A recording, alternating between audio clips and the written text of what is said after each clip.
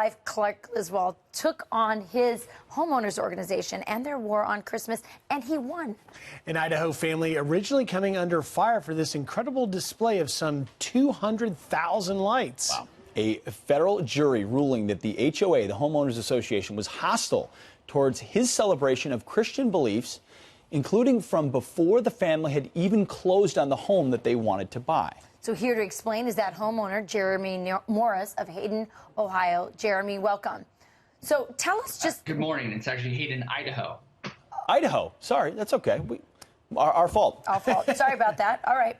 So tell us about the Homeowners Association. Why do you think they came out against having your display? Do you think they were anti-Christian, or did they just not want people coming from other neighborhoods to see this display all the time during the Christmas season?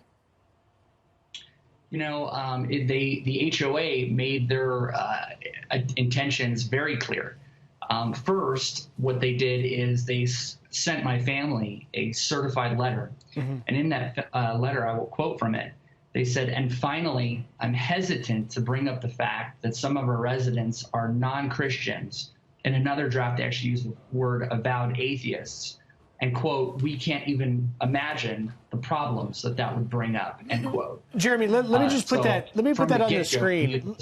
That letter you've got, I'm sorry to interrupt, just real quick so we can show that letter. Here is what you're referring to, the letter to you. It says, "I am somewhat hesitant in bringing up the fact that some of our residents are non-Christians or of another faith, and I don't even want to think of the problems that could bring up." That's what you're referring to, correct? Yeah, what's that illusion? I don't even think of the problems that could bring up.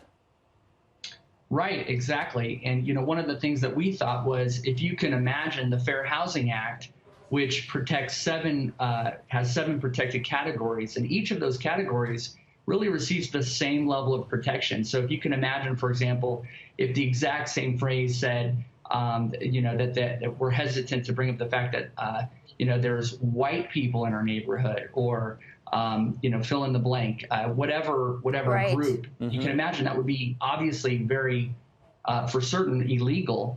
But they went one step further. What they actually did is they then contacted the seller, because of course this was before we purchased the home, and they basically told the seller, and the seller testified before a federal court that they, quote, "didn't want our beliefs pressed on others in the neighborhood." So anyone who doubts that the war on Christmas, or as I like to call it, the war on Christians, is real in this country, they could just look to my case for proof of that. Absolutely. You've said that this process has been a nightmare for your family. So fighting and winning takes money, it takes time, it takes pressure.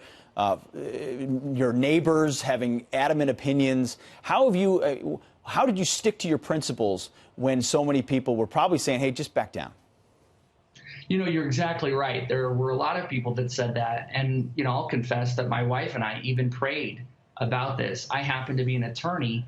And even being an attorney, you know, that was a question. Do we really want to, you know, spend the time and huge amount of resources to do this? And what we concluded was that's exactly the reason we have to do this, because if I, in the position that I'm in, with the legal means to do something about it, don't do something about it, what does that say for any other American who finds themselves in this situation?